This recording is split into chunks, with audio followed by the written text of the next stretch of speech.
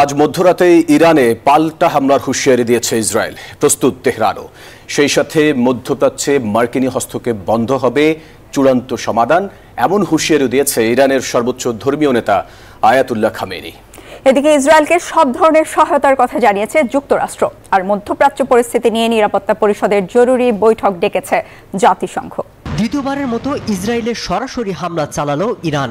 শত শত ক্ষেপণাস্ত্রের আঘাতে দিশেহারা ইসরায়েল। হামাস নেতার পর হিজবুল্লাহ প্রধানকে হত্যার প্রতিশোধ নিতেই এই হামলা বলে জানিয়েছে তেহরান।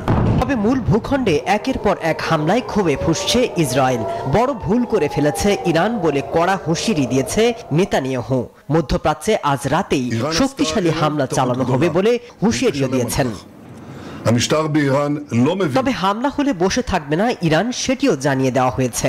প্রয়োজনে ইসরায়েলের কোনায় কোনায় রকেট বৃষ্টি ঝরানোর হুঁশিয়ারি দিয়েছে তেহরান। এদিকে ইরানের সর্বোচ্চ নেতা আয়াতুল্লাহ আলী খামেনি বলেছেন, পশ্চিম এশিয়ায় যুদ্ধ অবসানের একমাত্র উপায় হলো এই অঞ্চল থেকে যুক্তরাষ্ট্রকে বিতাড়িত করা। ইসরায়েলে ইরানের ক্ষেপণাস্ত্র হামলার নিন্দা জানিয়েছে যুক্তরাষ্ট্র।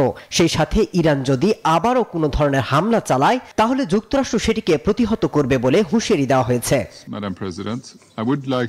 এদিকে পাল্টাপাল্টি হামলায় মধ্যপ্রাচ্য পরিস্থিতি নিয়ে জাতিসংঘের নিরাপত্তা পরিষদে জরুরি বৈঠক ডাকা হয়েছে।